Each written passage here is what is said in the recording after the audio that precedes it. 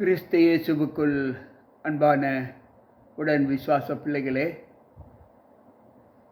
மீண்டும் ஒரு நல்ல இரவை ஆண்டவர் நாம் கடந்து செல்லும்படி நித்திரை என்று நம்மை கண்விழிக்கும் கிருபையை கொடுத்து இந்த வாரத்தின் 2வது நாள் ஆகிய திங்கட்கிழமையின் காலை பொழுதை காண்பதற்கு நமக்கு தயவு காட்டின கிருபைக்காய் ஆண்டவருக்கு நன்றிகளை ஏறெடுத்து தேவ சமூகத்தில் வந்திருக்கிற உங்கள் அனைவருக்கும் ஆண்டவர் இயேசு கிறிஸ்துவின் நாமத்தின் இந்த திங்கட்கிழமையின் காலையின் வாழ்த்துக்களை தெரிவித்துக் கொள்கிறேன். கர்த்தர் நம்மோடு இருப்பாராக. இந்த நாளிலும் தேவனுடைய வார்த்தைகளை கேட்பதற்கு தேவ சமூகத்தில் வந்திருக்கிற நாம் அனைவரும் ஆண்டவருடைய வார்த்தைகளை ஏற்றுக்கொள்வதற்கான ஒரு ஆசீர்வாதத்தை தேவன் நமக்கு கட்டளையிட்டு இருக்கிறார். இந்த நாளில் பவுல் செய்த ஊழியத்திலே அநேக அசுத்த ஆவிகள் அநேகருடைய வாழ்க்கையிலிருந்து கடந்து சென்றதையும், அந்த அசுத்த ஆவிகள் தங்களை விட்டு புறப்பட்டு செல்லும்படி ஆவியானவர் பவுல் மூலமாய் செய்த அற்புதங்களையும் பார்க்கும்போது, அங்கு ஆவிகள் இயேசு கிறிஸ்து யார், அவரை எனக்கு தெரியும் என்று, பவுலையும் எனக்கு தெரியும் என்று சொல்லுகிற ஒரு அனுபவத்தை அங்கு அப்போஸ்தலர் 19வது அதிகாரத்தில் நாம் வாசிக்கிறோம். பவுல் அதிகமாய் அவிசுவாசிகளாகிய பிள்ளைகளுக்கு அவர் ஆண்டவருடைய மகிமையை குறித்து சொல்லும்போது, இந்த வசனம் இப்படி நமக்கு கற்றுக் கொடுக்கிறது. பவுல் ஜெப ஆலயத்தில் பிரவேசித்து தைரியமாய் பிரசங்கித்து 3 மாதம் அளவும் தேவனுடைய ராஜ்யத்தை குறித்தும் சம்பாஷணை பண்ணி புத்தி சொல்லி கொண்டு வந்தார். சிலர் கடினப்பட்டு அவிசுவாசிகளாகி கூட்டத்திற்கு முன்பாக இந்த மார்க்கத்தை எதிர்த்த போது அவன் அவர்களை விட்டு விலகி சீசரை அவர்களிலிருந்து பிரித்து கொண்டு திரன்னு என்னும் ஒருவனுடைய வித்யாசாலையிலே அங்கு அனுதினமும் சம்பாஷித்து கொண்டு வந்தார். 2 வருஷ காலம் இப்படி நடந்ததில் ஆசியாவில் குடியிருந்த யூதரும் கிரேக்கரும் ஆகிய எல்லாரும் கர்த்தராகிய இயேசுவின் வசனத்தை கேட்டார்கள். அன்பு பிள்ளைகளே, இங்கு பவுல் திரன்னு என்கின்ற ஒரு இடத்திற்கு அங்கு சென்று, அதற்கு முன்பு அங்குள்ள சபைகளிலே அவர் பிரசங்கித்து 3 மாதம் அளவும் அங்கு தேவனுடைய ராஜ்யத்தை குறித்து பிரசங்கித்து வந்தார். சிலர் கடினப்பட்டு அவிசுவாசிகளாகி கூட்டத்திற்கு முன்பாக இந்த மார்க்கத்தை எதிர்த்த போது பவுல் அங்கு அவர்களை விட்டு கொஞ்ச பேரை அவர்களிலிருந்து பிரித்து கொண்டு திரன்னு என்னும் ஒருவனுடைய பாடசாலையில் அனுதினமும் சம்பாஷித்து கொண்டு வந்தான். இந்த வார்த்தைகளை அவன் 2 வருட காலமாக அங்கு சொல்லி வந்தார். அப்பொழுது யூத மார்க்கத்தாரும் கிரேக்க மார்க்கத்தாரும் அநேகர் கிறிஸ்துவின் மேல் விசுவாசம் வைத்து அவருடைய வசனத்தை கேட்க ஆரம்பித்தார்கள். பவுலின் கைகளினாலே தேவன் அநேக அற்புதங்களை செய்து அங்கு மக்களை ஆச்சரியப்படும்படி செய்தார். அவனுடைய சரீரத்தில் போட்டிருந்த உருமால்களையும் கச்சைகளையும் கொண்டு வந்து வியாதிக்காரர்கள் மேல் போட்டார்கள். அப்பொழுது பொல்லாத ஆவிகளும் வியாதிகளும் அவர்களை விட்டு நீங்கி போயிற்று. அப்பொழுது தேசாந்திரிகளாய் திரிகிற மாய வித்தைக்காரர்களாகிய யூதரில் சிலர் பொல்லாத ஆவிகள் பிடித்திருந்த ஒரு குணத்தை பெற்றவர்களாய் காணப்பட்டார்கள். அவர்கள் அந்த பொல்லாத ஆவிகள் மேல் இருந்து கர்த்தராகிய இயேசுவின் நாமத்தை அங்கு இயேசுவின் பேரில் ஆணையிட்டு உங்களுக்கு கட்டளையிடுகிறோம் என்றார்கள். அப்பொழுது அங்குள்ள அந்த திரண்டோவில் உள்ள ஆசாரியன், பிரதான ஆசாரியனாகிய ஸ்கேவா என்னும் ஓர் யூதனுடைய குமாரர் 7 பேர் இப்படி செய்தார்கள். இந்த பொல்லாத ஆவி அவர்களை பார்த்து, இயேசுவை அறிவேன், பவுலையும் அறிவேன், நீங்கள் யார் என்று சொல்லி பொல்லாத ஆவிகளுடைய மனுஷன் அவர்கள் மேல் பாய்ந்து பலாத்காரம் பண்ண, அவர்களை மேற்கொள்ள அவர்கள் நிர்வாணிகளும் காயப்பட்டவர்களும் ஆகிய அந்த வீட்டை விட்டு ஓடிப்போனார்கள். இந்த சம்பவம் எபேசுவிலே இருந்த அனைத்து மக்களுக்கும் பரவலாயிற்று. இதை அறிந்தபோது அவர்கள் எல்லோரும் பயமடைந்து கர்த்தராகிய இயேசுவின் நாமத்தை அங்கு நம்பி அவர் மீது விசுவாசம் வைத்தார்கள். அன்பு பிள்ளைகளே, விசுவாசித்தவர்கள் அநேகர் வந்து தங்கள் செய்கைகளை வெளிப்படுத்தி அறிக்கையிட்டார்கள். மாய வித்தைக்காரர்களாக இருந்தவர்கள் அநேகர் தங்கள் புஸ்தகங்களை விற்று அதை எல்லோருக்கும் முன்பாக சுட்டெரித்தார்கள். அவைகளின் கிரயத்தை தொகை பார்த்தால் 50,000 வெள்ளி தொகையாக காணப்பட்டது என்று சொல்லுகிறார். இவ்வளவு பலமாய் கர்த்தருடைய வசனம் அங்கு விருத்தி அடைந்து பிரசித்தி பெற்றதாக இந்த அப்போஸ்தலர் 19வது அதிகாரம் சொல்லுகிறது.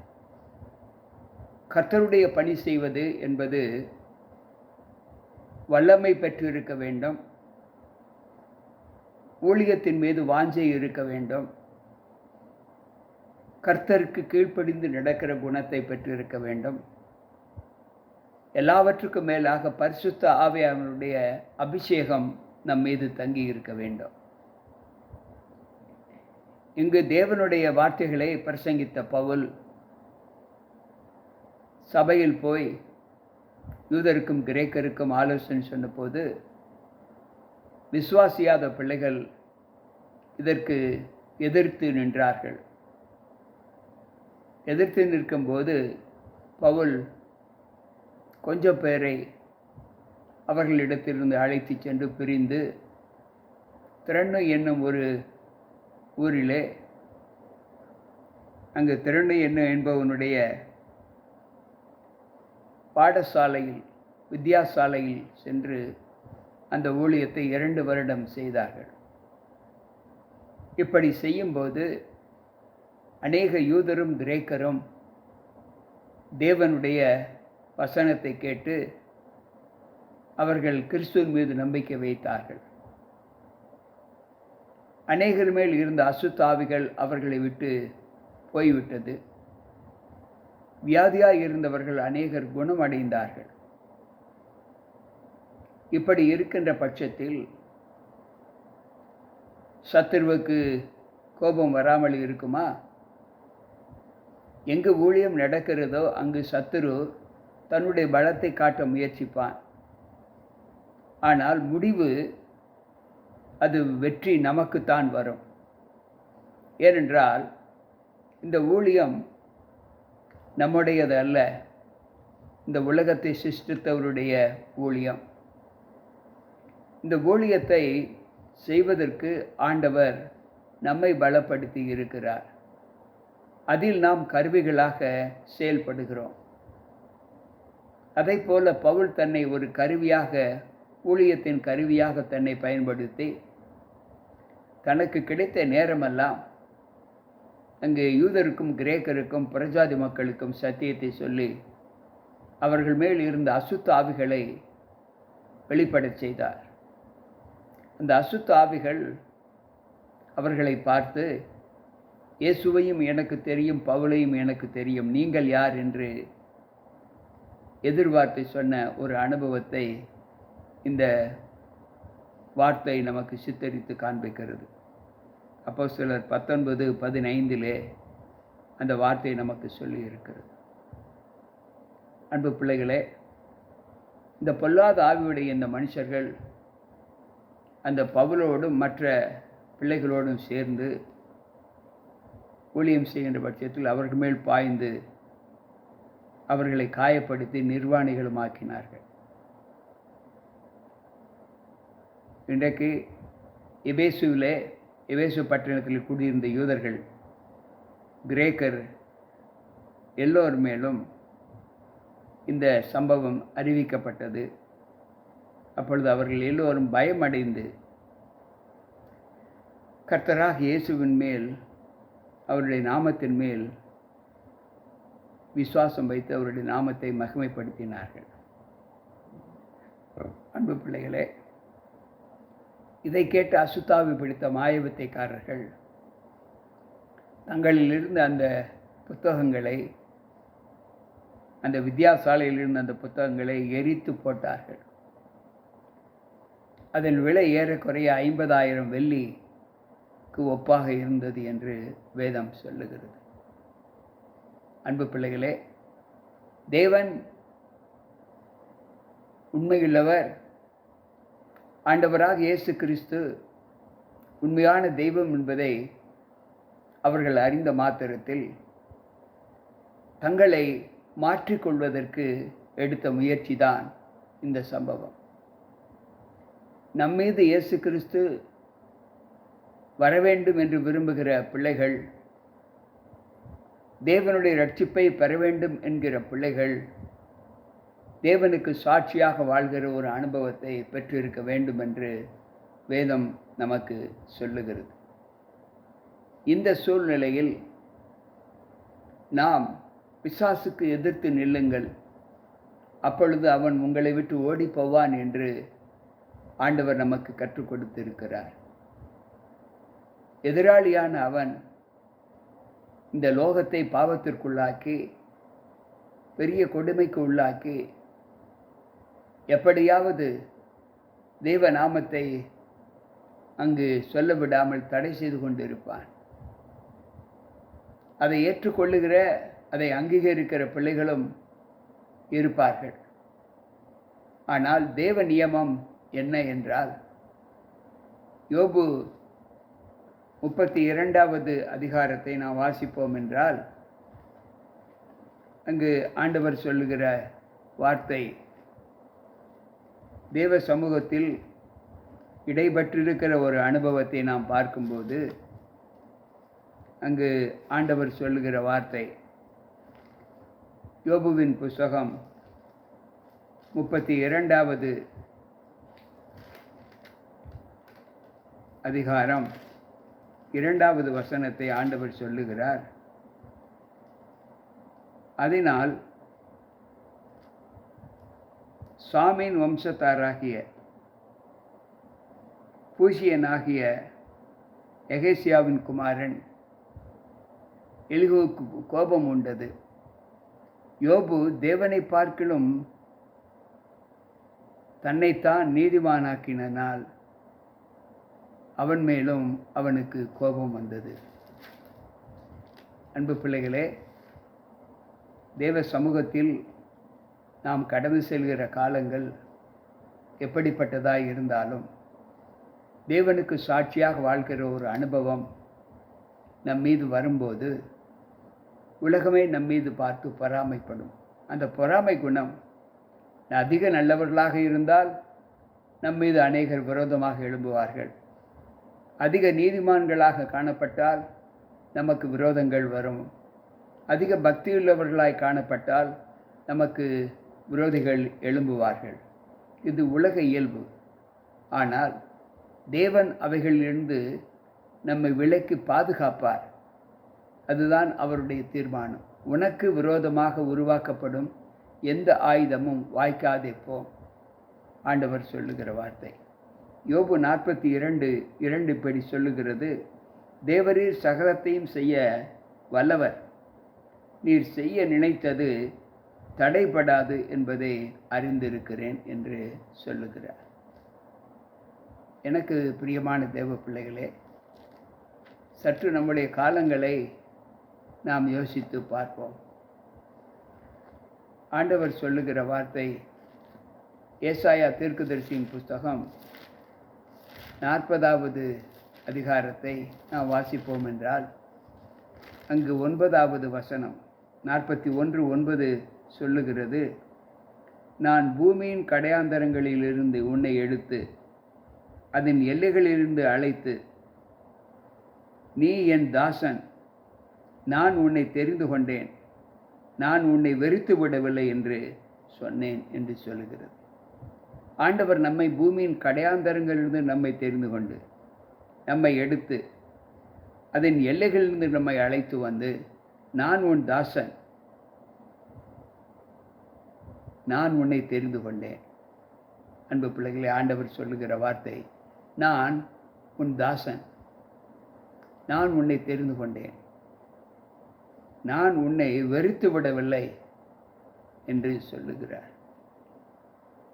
அன்பு பிள்ளைகளே, இந்த வார்த்தைகளை கொண்டு நாம் தேவ சமூகத்தில் நம்மை ஒப்பு கொடுக்கும்போது ஆண்டவர் சொல்லுகிற வார்த்தை இதுதான்.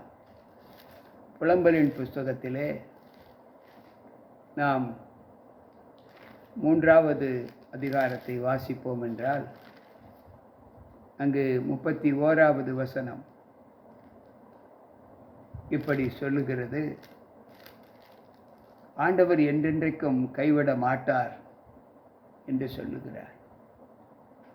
ஆண்டவர் என்றென்றைக்கும் கைவிட மாட்டார் என்று வேதம் நமக்கு சொல்லுகிறது.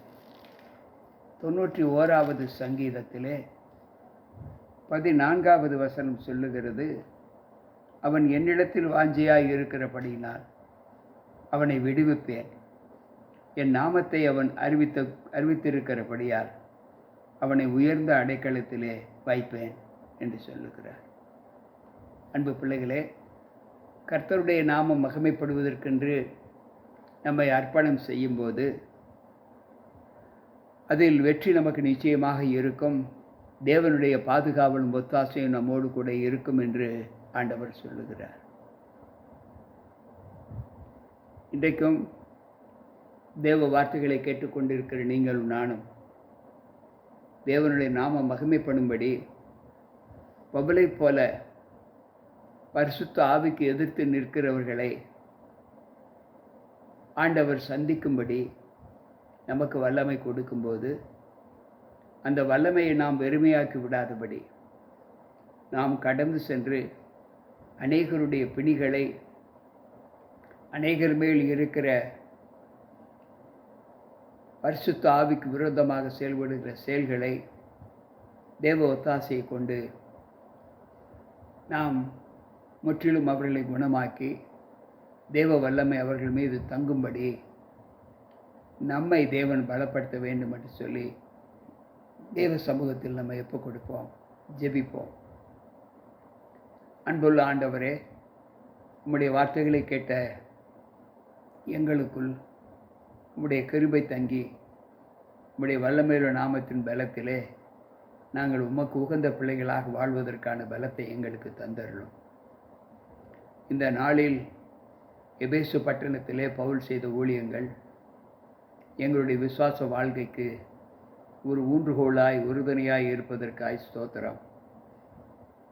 கர்த்தருடைய நாமத்தை பிரஸ்தாபம் பண்ணுகிறவர்களே, நீங்கள் அமெரிக்கையாய் இருக்கலாகாது என்று ஏசாயா பக்தன் சொன்னது போல, இந்த நாளிலும் ஆண்டவருடைய நாமத்தை ஏற்றுக்கொண்டு அவருடைய மகிமைக்கென்று அவருடைய வல்லமையை, அவர் செய்த அதிசயங்களை அநேகருக்கு சொல்லி அநேகருடைய பலவீனங்கள் வியாதிகளிலிருந்து குணமடைய நம்மை ஒரு கருவியாக பயன்படுத்துவோமா?